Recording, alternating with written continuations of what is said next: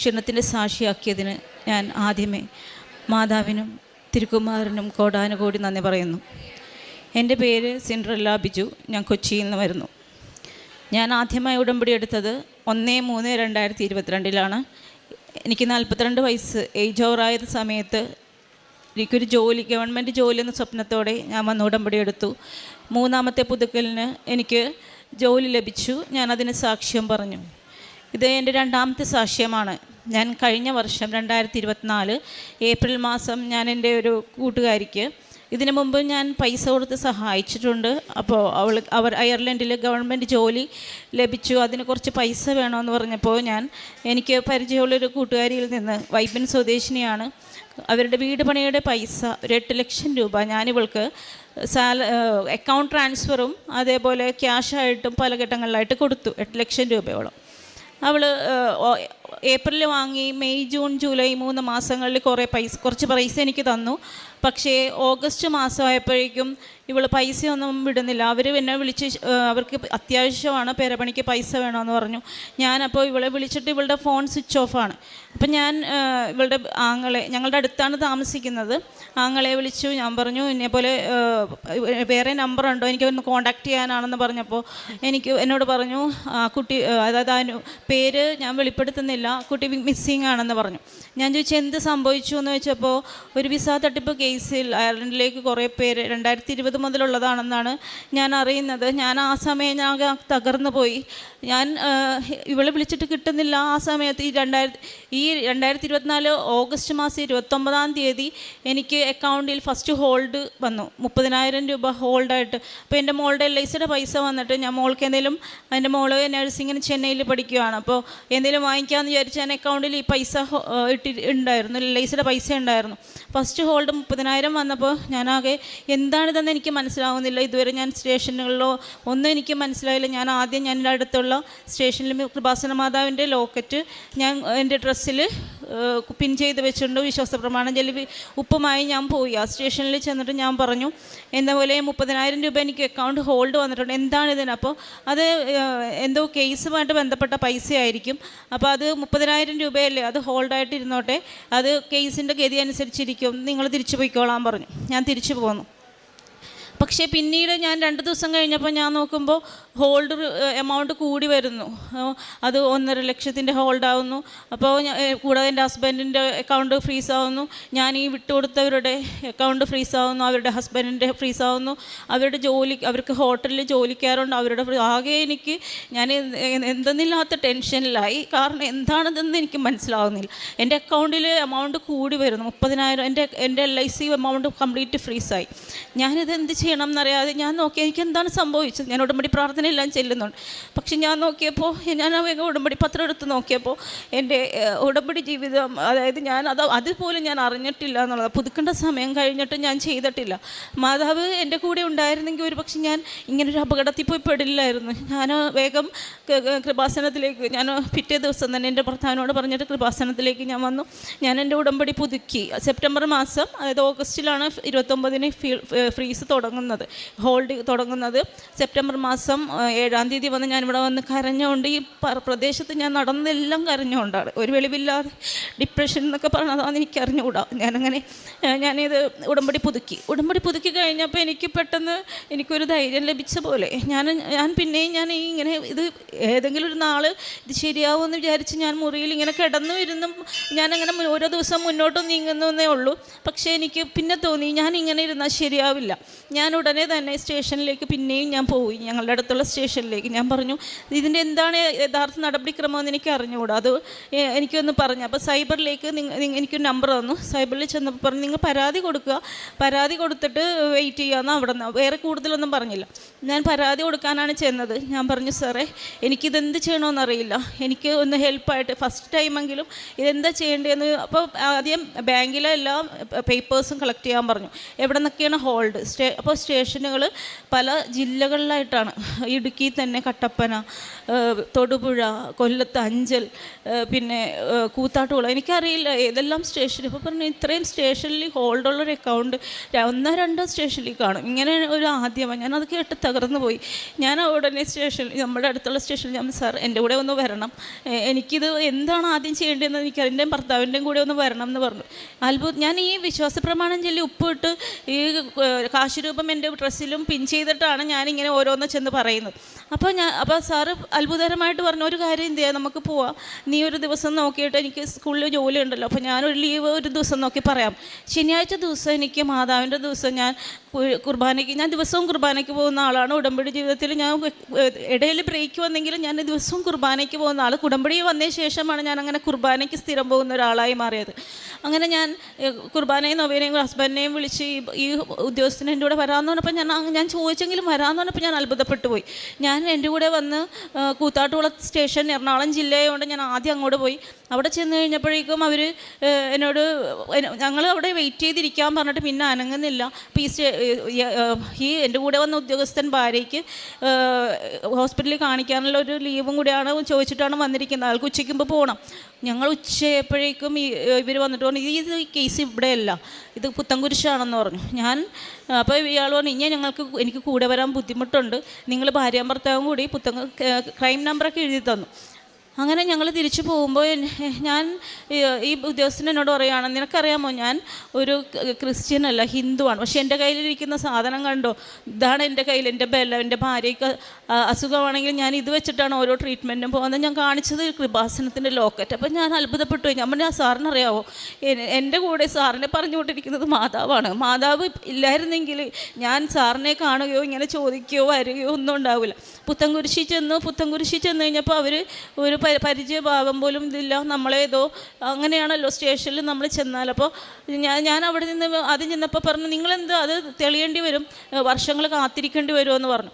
ഞാൻ എന്നാലും വിശ്വാസ പ്രമാണം, ഞങ്ങൾ പോകുന്നില്ല, ഞാനും ഭർത്താവും വിശ്വാസ പ്രമാണം ചൊല്ലി.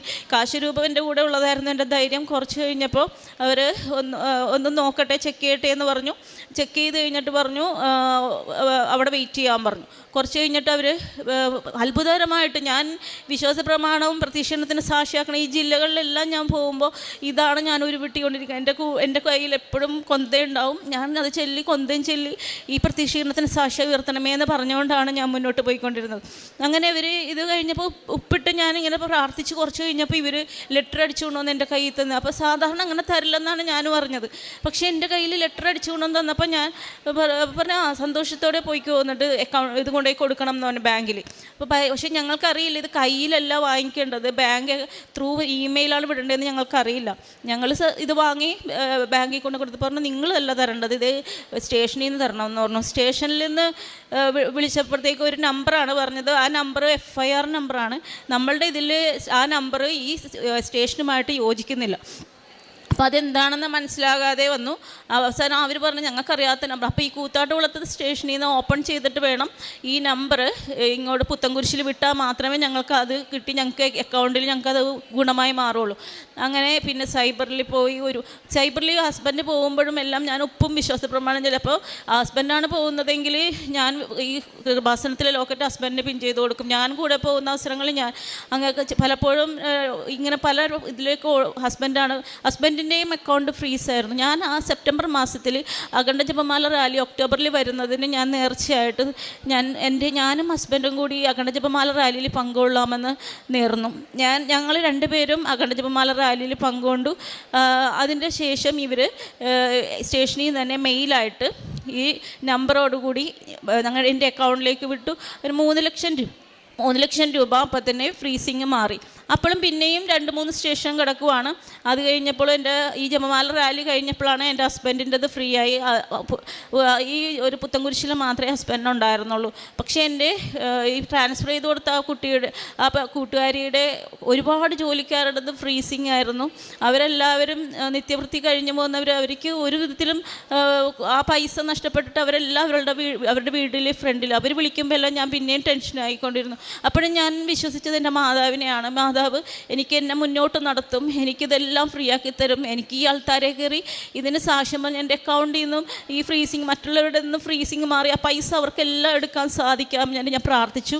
ഉടമ്പടി ഞാൻ പുതുക്കിയതനുസരിച്ച് എല്ലാ കാര്യങ്ങളും ഞാൻ കൃത്യമായി രാവിലെ എണീക്ക് പ്രത്യക്ഷീകരണ പ്രാർത്ഥന ചൊല്ലുകയും, ഈ ഹസ്ബൻഡ് പോകുന്ന സമയങ്ങളിലൊക്കെ സൈബറിൽ പോകുമ്പോഴൊക്കെ ഞാൻ 2 തിരിയും കത്തിച്ച്, പച്ചത്തിരിയും നീലത്തിരിയും കത്തിച്ച് പ്രത്യക്ഷീകരണ പ്രാർത്ഥന ചൊല്ലി പ്രാർത്ഥിച്ച് മുട്ടേന്ന് കരഞ്ഞ് പ്രാർത്ഥിച്ചുകൊണ്ടിരുന്നു. കൂടാതെ ഞങ്ങൾക്ക് ടീമായിട്ട് കുറച്ച് ടീച്ചേഴ്സ് അല്ലാതെയുള്ളവരുണ്ട്. 10-90 പേരുണ്ടെങ്കിലും 20 പേരോളം കൂടി ഇവിടെ നിന്ന് 10 ഉടമ്പടിക്കാരുണ്ടെങ്കിൽ ഒരു അഖണ്ഡ ജപമാല ബഹുമാനപ്പെട്ട ജോസഫച്ചൻ തൊടിയിച്ച് കൊടുത്തു വിട്ടിട്ടുണ്ട്. അപ്പോൾ അത് വെച്ച് ഞങ്ങൾ മാസത്തിൽ ഒരിക്കൽ സെക്കൻഡ് സാറ്റർഡേ ഏതെങ്കിലും ഒരു വീട്ടിൽ അഖണ്ഡ ജപമാല നടത്തും. ഈ അഖണ്ഡ ജപമാലയുടെ സമയം അപ്പോൾ ഞാൻ ഈ പ്രശ്നങ്ങൾ വന്ന സമയത്ത് ഞാൻ എൻ്റെ വീട്ടിലേക്ക് അഖണ്ഡ ജപമാല പിന്നെയും, കാരണം എനിക്ക് ഒക്ടോബറിൽ ജപമാല റാലി കഴിഞ്ഞിട്ടും ഒരു സ്റ്റേഷനിൽ നിന്ന് ഫ്രീ കിട്ടിയിട്ടുള്ളൂ. ഞാൻ എന്നാലും വിശ്വസിച്ച് പ്രാർത്ഥിച്ചുകൊണ്ടിരുന്നു. ജപമാല പിന്നെ ഞാൻ എൻ്റെ വീട്ടിൽ വെച്ചു. അതിൻ്റെ ഫലമായിട്ട് ആ ജപമാല വെച്ചിട്ട് ഞാൻ പിന്നെ അടുത്ത സ്റ്റേഷനിലേക്ക് പോയി. എൻ്റെ വീട്ടിലുണ്ട്, ഞാൻ ചിലപ്പോൾ ഫാമിലി മെമ്പേഴ്സായിട്ട് ചെല്ലും, ഇവരുമായിട്ട് സെക്കൻഡ് സാറ്റർഡേ ഒരു ദിവസം ചെല്ലും, ഞായറാഴ്ച ദിവസങ്ങളിൽ അങ്ങനെ ചെല്ലും. എന്നിട്ട് ഞാൻ ഈ ജപമാല ഇവിടെ വെച്ച് അപ്പോൾ എനിക്ക് ഞങ്ങളുടെ വീട്ടിൽ ജപമാല വെച്ച സമയത്ത് മാതാവിൻ്റെ മുല്ലപ്പൂവിൻ്റെ മണം വന്നു. അപ്പോൾ സുഗന്ധം വന്നപ്പോൾ എനിക്ക് മനസ്സിലായി മാതാവ് എന്തായാലും എൻ്റെ ജീവിതത്തിൽ ഇടപെടാൻ പോവുകയാണ്, എൻ്റെ അക്കൗണ്ട് ഫ്രീ ആവും. ഞാനങ്ങനെ ഇവിടെ നിന്ന് ജപമാലയും കൂടി എല്ലാം കഴിഞ്ഞിട്ട് ഞാൻ 5 സ്റ്റേഷനിൽ ചെന്നു. അവിടെ ചെന്നപ്പോഴും യാത്രയിൽ ഞാൻ ഈ പ്രത്യക്ഷീകരണത്തിൻ്റെ സാക്ഷിയാക്കണമേ എന്ന് പ്രാർത്ഥിച്ചുകൊണ്ടിരുന്നു. ഞാൻ 5 സ്റ്റേഷനിൽ ചെന്ന് കഴിഞ്ഞപ്പോൾ അവിടുത്തെ സാറും ഫസ്റ്റ് പറയുന്നത് ഇതൊന്നും നടക്കുന്ന കാര്യമല്ല, നിങ്ങൾ ഈ പൈസ തിരിച്ചടയ്ക്കണം എന്നാണ്. അപ്പോൾ ഞാൻ വിളിച്ചു, അപ്പം ഞങ്ങൾ കൊടുത്തു, അപ്പോൾ അത് നിങ്ങൾ നേരിട്ട് ഇനി വാങ്ങിക്കേണ്ടി വരും, ഇത് ഇവിടുത്തെ പൈസയാണ്. അങ്ങനെ പറഞ്ഞിട്ട് ഞങ്ങൾ പിന്നെയും ഇതേപോലെ പോകുന്നില്ല തിരിച്ച്. ഞങ്ങളവിടെ ചെല്ലുമ്പോൾ തന്നെ ഒരു സമയമായിട്ടുണ്ടാവും. എന്നാലും ഞങ്ങളവിടെ ഇരുന്ന് ഈ വിശ്വാസ പ്രമാണം ചൊല്ലി ഞാൻ നടക്കുന്ന വഴിയിലും സ്റ്റേഷനിലും അവരിയ്ക്കുന്ന കസേരയുടെ ചുറ്റും എല്ലാം ഞാൻ വിശ്വാസ പ്രമാണം ചൊല്ലി ഉപ്പിടും. എന്നിട്ട് ഞാൻ ഇങ്ങനെ പ്രാർത്ഥിച്ചുകൊണ്ടിരുന്നു. കുറച്ച് കഴിഞ്ഞപ്പോൾ ഇവർ വന്നിട്ട് പറഞ്ഞു, ഇല്ല കേട്ടോ നിങ്ങളുടെ അക്കൗണ്ട് ഒന്ന് നോക്കട്ടെ. അങ്ങനെ നോക്കിക്കഴിഞ്ഞിട്ട് പിന്നെ അവർ പറഞ്ഞു, പേപ്പർ വിടാം, നിങ്ങൾ പൊയ്ക്കോളൂ, ഞങ്ങൾ പേപ്പർ ഇവിടെ നിന്ന് വിട്ടോളാം. 2 ദിവസം കഴിഞ്ഞപ്പോൾ ആ സാറ്, സാധാരണ നമ്മളാണ് അങ്ങോട്ട് വിളിച്ച് കോൺടാക്ട് ചെയ്തുകൊണ്ടിരിക്കുന്നത്. ഞാൻ ഈ വിശ്വാസ പ്രമാണം ചൊല്ലി ഞാൻ വീട്ടിലും പ്രത്യക്ഷീകരണ പ്രാർത്ഥനയും ചെല്ലുന്നതിന് ആ ഒരു മാതാവിൻ്റെ ഇടപെടലുകൊണ്ട് ആ സാറ് എന്നെ തിരിച്ച് വിളിച്ചിട്ട് 2 ദിവസം കഴിഞ്ഞപ്പോൾ ചോദിക്കും, നിങ്ങളുടെ അക്കൗണ്ട് ഫ്രീ ആയോ? ഞാൻ പറഞ്ഞു ഇല്ല. അല്ല ആകുമ്പോൾ പറയണം കേട്ടോ, നിങ്ങൾക്ക് പേപ്പർ ഞാൻ ബാങ്കിലേക്ക് വിട്ടിട്ടുണ്ട്. അപ്പോൾ ഞാൻ തന്നെ അത്ഭുതപ്പെട്ടു പോയി. എന്നെ ഇങ്ങോട്ടൊരു സാറ് വിളിക്കും. ഞാൻ ആദ്യത്തെ സ്റ്റേഷനിൽ എനിക്ക് ഒരുപാട് തവണത്തെ കോളം അങ്ങോട്ട് ചെയ്യേണ്ടി വന്നിട്ടുണ്ട്, എൻ്റെ ഭർത്താവ് ഒരുപാട് ഓടേണ്ടി വന്നിട്ടുണ്ട്. 2ാമത്തെ സ്റ്റേഷനിൽ എനിക്ക് അവരുടെ മെയിൽ ചെന്ന് കഴിഞ്ഞപ്പോൾ കട്ടപ്പനയിലേയും കൂടി തനിയെ പോയി. അപ്പോൾ എനിക്ക് ശരിക്കും അങ്ങനെ 2 സ്റ്റേഷനിലാണ് അവരുടേത് ഒരു നമ്പറിൽ എനിക്ക് മാറിക്കിട്ടിയത്. അത് കഴിഞ്ഞ് പിന്നെ തൊടുപുഴ സ്റ്റേഷനായിരുന്നു. തൊടുപുഴയിൽ ഞാൻ പോയിട്ട് ഇതേപോലെ തന്നെ കുറേ നേരം ഞാൻ ഉപ്പുമായി കയ്യിൽ ഇട്ട് കഴിഞ്ഞ് ഞാൻ ഈ സാറുമാരെ വെയിറ്റ് ചെയ്തിരിക്കുമ്പോൾ എൻ്റെ കയ്യിലിരുന്ന് ഉപ്പ് വെള്ളമായിട്ടുണ്ടാവും, കാരണം ഉച്ചയായിട്ടുണ്ടാവും. അപ്പോഴായിരിക്കും ഇവരൊക്കെ വരിക. അപ്പോൾ നമ്മളെത്തുന്ന സമയം രാവിലെ എങ്ങനെയാണ് ഇവരെ കണ്ടില്ല. പിന്നെ ഞങ്ങൾ അവിടെ ഇരുന്ന്, എന്നാലും ഞാൻ പോരൂല ഇനി. അപ്പോൾ ഹസ്ബൻഡ് പറയും, എനിക്കിന്ന് വരണ്ടെന്ന്. പക്ഷെ നമ്മൾ ഇല്ല, എനിക്ക് തോന്നി എന്നെ മാതാവ് വിടും, എന്നെ മാതാവ്, കാരണം ഓരോ തവണയും എന്നോട് ഇങ്ങനെ കിടക്കരുതെന്നുള്ള ഒരു തോന്നൽ എനിക്ക് വരുമ്പോഴാണ് ഞാൻ ചാടി എണീറ്റ് ഇല്ല ഇന്ന് പോകണമെന്നായിരിക്കും. ഹസ്ബൻഡോട് അന്ന് രാവിലെ ആയിരിക്കും ഞാൻ പറയും നമുക്ക് ഇന്ന് പോകണം. അപ്പോൾ ലീവ് വിളിച്ച് പുള്ളി പറയും. ഞാൻ ശനിയാഴ്ച അങ്ങനെയുള്ള ഏതെങ്കിലും ദിവസം എനിക്ക് സ്കൂളില്ലാത്ത ദിവസങ്ങളാണ് ഞാൻ അന്ന് പോകണമെന്ന് വിചാരിച്ചാൽ അന്ന് അങ്ങോട്ട് പോവും. അവിടെ പോയി കഴിഞ്ഞാൽ ഇവരെ കാണില്ല. പക്ഷെ ഞാൻ വിശ്വാസ പ്രമാണം ചൊല്ലി ഞാൻ അവിടെ എല്ലാം ഉപ്പ് വിതറി, എൻ്റെ മേലെല്ലാം ഉപ്പായിരിക്കും. എന്നാലും എനിക്ക് എൻ്റെ ആ ഉടമ്പടി കാശുരൂപം എൻ്റെ ശരീരത്തിലുള്ള ധൈര്യമാണ്. ഞാൻ അവിടെ ഇരുന്ന് പിന്നെ കൊന്ത ചെല്ലും. അങ്ങനെ ഉച്ചയാകുമ്പോൾ ഇവരെ കാണും. അപ്പോൾ ഇവർ പറഞ്ഞു, ഇല്ല എന്താണ് നിങ്ങൾ ഇതെല്ലാം ഒന്ന് അറിയണം, നിങ്ങൾക്കിതിൽ ബന്ധമില്ലെന്ന് അറിയണം. അപ്പോൾ ഞാൻ അന്വേഷിച്ചോളൂ സാർ. ഞാൻ എന്നാലും എനിക്ക് ആ പേപ്പർ എൻ്റെ മോളുടെ LICയുടെ പൈസ അക്കൗണ്ടിൽ കിടപ്പുണ്ട്. അപ്പോൾ നിങ്ങൾ പോയിക്കോളൂ, ഞങ്ങൾ ഒന്ന് അന്വേഷിക്കട്ടെ പറഞ്ഞു വിട്ടു. തൊടുപുഴ ചെന്നിട്ട് പിന്നെയും അപ്പോൾ ഞാൻ മാതാവിനോടൊന്ന്, മാതാവേ എനിക്ക് പ്രത്യക്ഷീകരണത്തിന് സാക്ഷിയാണ്, എനിക്ക് ഈ ആൾക്കാരെ കയറി സാക്ഷ്യം പറയണം, അനുവദിക്കണമെന്ന് ഞാൻ പ്രാർത്ഥിക്കുമായിരുന്നു. അങ്ങനെ പിന്നെയും അവർ പിന്നെ 2 ദിവസം വിളിച്ച് പിന്നെ എടുക്കുന്നില്ല. പിന്നെയും വിളിച്ച് കഴിഞ്ഞപ്പോഴേക്കും അവർ പറഞ്ഞു, ഒരു കാര്യം ചെയ്യും, അക്കൗണ്ട് സ്റ്റേറ്റ്മെൻറ്റ് എടുത്തിട്ട് വന്നാൽ നിങ്ങൾക്ക് ചെയ്തു തരാമെന്ന് ഇവിടുത്തെ CI സാറ് പറഞ്ഞു. അങ്ങനെ ഞാൻ അക്കൗണ്ട് സ്റ്റേറ്റ്മെൻറ്റ് എടുത്ത് ചെന്നപ്പോൾ പറഞ്ഞു, സാറില്ല, സാറ് തൃശ്ശൂരാണ്, സാറിനെ കാണണം. പിന്നെയും ഞാൻ അവിടെ ഇരുന്ന് വിശ്വാസ പ്രമാണം ചൊല്ലി പ്രാർത്ഥിച്ചുകൊണ്ട് തന്നെ ഇരുന്നു. എനിക്ക് ഉറപ്പായിരുന്നു എന്നെ എത്ര നടത്തിയാലും എനിക്കിത് കിട്ടും, എൻ്റെ പൈസ എൻ്റെ അക്കൗണ്ടിൽ നിന്ന് ഫ്രീ ആകും എന്നുള്ളത്. അങ്ങനെ ഞാൻ അവിടെ ചെന്ന് കഴിഞ്ഞപ്പോഴേക്കും അവരെ പിന്നെ രണ്ടാമത് വിളിച്ച് സാറ് ഉച്ചയ്ക്ക് വന്നു. സാറിനെ കണ്ടു കഴിഞ്ഞപ്പോൾ സാറ് പറഞ്ഞു ഇറങ്ങുന്നില്ല ജീപ്പിൽ നിന്ന്. അപ്പോൾ എനിക്ക് അവിടെ ഇരുന്ന് തന്നെ സാറ് വന്നിട്ടുണ്ടെന്നുള്ളത്. ഒരുപാട് ജീപ്പും ഒരുപാട് ഉദ്യോഗസ്ഥരുള്ളൊരു സ്ഥലമാണ് തൊടുപുഴ. അപ്പം ഞാൻ അവിടെ ഇരുന്നപ്പോൾ ഹസ്ബൻഡ് ഇങ്ങനെ ഇരിക്കണ്ട, നമ്മളാരും വന്ന് വിളിക്കില്ല, നമ്മൾ ആരോ ഇവിടെ വന്നിട്ടുണ്ട് ആ സാറെന്ന് തോന്നണു. ചെന്നപ്പോൾ ശരിയാണ്, അങ്ങനെ ജീപ്പിൽ നിന്ന് പുറത്തേക്ക് ഇറങ്ങുന്നില്ല. അപ്പം ഞാൻ പറഞ്ഞു ഞാൻ ഇന്ന ആളാണ് ഇങ്ങനെ. അപ്പം തന്നെ ഞാൻ ആ ജീപ്പിൻ്റെ ഇറങ്ങുന്ന പടിയിലൊക്കെ ഞാൻ ഒപ്പിട്ട് പ്രാർത്ഥിച്ചു, വിശ്വാസപ്രമാണം ചൊല്ലിക്കൊണ്ടിരുന്നപ്പോൾ പറഞ്ഞു ആ ഉദ്യോഗസ്ഥൻ ഇയാളുടെ ഇതുകൊണ്ട് സബ് ഇൻസ്പെക്ടറാണ്, പേര് പറഞ്ഞിട്ട് പറഞ്ഞു കണ്ടാൽ മതി, അതിനുള്ള പേപ്പർ വർക്ക് ഇവിടുന്ന് ചെയ്തു തരും, നിങ്ങളങ്ങോട്ട് ചെല്ലാൻ പറഞ്ഞു. അത് കഴിഞ്ഞ് ഇപ്പോൾ കഴിഞ്ഞ 2 ദിവസത്തിന് മുമ്പ് എൻ്റെ അക്കൗണ്ട് ഫ്രീ ആയി. ഞാൻ എൻ്റെ പൈസ എൻ്റെ അക്കൗണ്ടിൽ നിന്ന് പിൻവലിച്ചു. അതാണ് ഒന്നാമത്തെ സാക്ഷ്യം. രണ്ടാമത് എൻ്റെ മോള് BSc നഴ്സിങ്ങിന് 4th ഇയർ പഠിക്കുവാണ്. അവൾ ചേർന്ന കാലം മുതലേ എനിക്ക് ഇത് പഠിക്കാൻ പറ്റുന്നില്ല എന്നുള്ള ഒരു പരാതി എപ്പോഴും പറയും. അപ്പോൾ ഞാൻ എപ്പോഴും മാതാവിനോട് എൻ്റെ ഞാൻ നിയോഗമായി വെച്ചിട്ടുണ്ട് എൻ്റെ മോൾ ഞാൻ അവൾ വന്ന് പോകുമ്പോഴേക്കും അവൾക്ക് ഉപ്പ് കൊടുത്തു വിടും. അവിടെ ചെന്നൈയിലാണ്, തമിഴ് പത്രം വാങ്ങിക്കൊടുത്തു വിടും, മലയാളികൾക്ക് മലയാളി പത്രവും വാങ്ങിക്കൊടുക്കും. അപ്പോൾ അവളെല്ലാവർക്കും വിതരണം ചെയ്യും. അവൾക്ക് മാതാവിന് വിശ്വാസമാണ്. കാരണം ഈ ഉപ്പിട്ട് പ്രാർത്ഥിച്ചതിൻ്റെ ഫലം അവൾ തലേദിവസമൊക്കെ വിളിച്ചിട്ട് പറയും മമ്മി പഠിച്ചതൊന്നും എനിക്ക് ഓർമ്മയില്ല. പക്ഷേ ഇവൾ പരീക്ഷ എഴുതി കഴിയുമ്പോഴേക്കും റിസൾട്ട് വരുമ്പോൾ ഇവൾക്ക് ഭയങ്കര സ്കോറാണ്.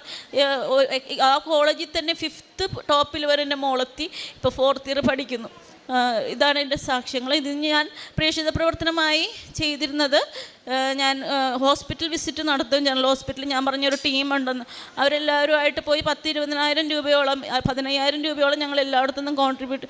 അതിൽ നിന്ന് ഞങ്ങൾ 100, 200, 500 അർഹതപ്പെട്ടവർക്ക് 1000 വരെയൊക്കെ ഞങ്ങൾ കൊടുത്തിട്ട് പോരും. പത്രം വിതരണം ചെയ്യും. ചില സമയം ഞായറാഴ്ചകൾ ഞാൻ ഇവിടെ രാവിലെ തന്നെ വന്ന് ഇവിടുന്ന് പത്രം വാങ്ങി ഞാൻ ഇവിടെ നിന്ന് പോകുന്നത് ജനറൽ ആശുപത്രിയിലായിട്ടായിരിക്കും. കാരണം 4 മണിക്ക് അവിടെ ഏകദേശം എത്തിച്ചേർന്ന് നമുക്ക് ICU സന്ദർശിക്കാം. അവിടെ രോഗികളായ വേദന അനുഭവിച്ച് കിടക്കുന്നവർ ഞാൻ ഈ പത്രമായിട്ട് ചെല്ലുമ്പോൾ ഒരു തവണ അതെനിക്ക് ഭയങ്കര ഞാൻ ഇത്രയും ഞാൻ തലക്ക് ഇതായിട്ട് നിൽക്കുന്ന ഈ ടെൻഷൻ പിടിച്ച് നിൽക്കുന്ന സമയത്ത് ഞാൻ അവിടുത്തെ രോഗികൾ വന്ന് ഒത്തിരി ഉപ്പിൻ്റെ മോള് വായിൽ വെച്ച് തരുമോ, വിശ്വാസ പ്രമാണം ചൊല്ലി എനിക്ക് വേണ്ടി ഒന്ന് പ്രാർത്ഥിക്കുമോ. ഞാനപ്പോൾ ഈ മാതാവിൻ്റെ അത്ഭുതങ്ങളെക്കുറിച്ച് പറഞ്ഞ് ഈ പത്രം കൊടുക്കുമ്പോൾ അവർ വളരെ അത്ഭുതത്തോടുകൂടി ഞങ്ങളിങ്ങനെയല്ല, ഞങ്ങൾ ഉടമ്പടി മുമ്പ് എടുത്തിട്ടുണ്ടായിരുന്നു, പക്ഷേ ഈ പത്രം കൊടുക്കുമ്പോൾ ഞങ്ങൾ ഇത്രയും ശ്രദ്ധിച്ചിരുന്നില്ല എന്നൊക്കെ പറയുമ്പോൾ ഞാൻ തന്നെ അത്ഭുതപ്പെടും. എൻ്റെ മാതാവ് എൻ്റെ ജീവിതത്തിൽ ഒരുപാട് അത്ഭുതങ്ങൾ നടത്തി തന്നു. പല ജില്ലകളിലും എനിക്ക് വിടുതൽ തന്നു. എൻ്റെ അക്കൗണ്ട് ഫ്രീ ആക്കി. മാതാവിനും തിരുക്കുമാരനും കോടാനുകോടി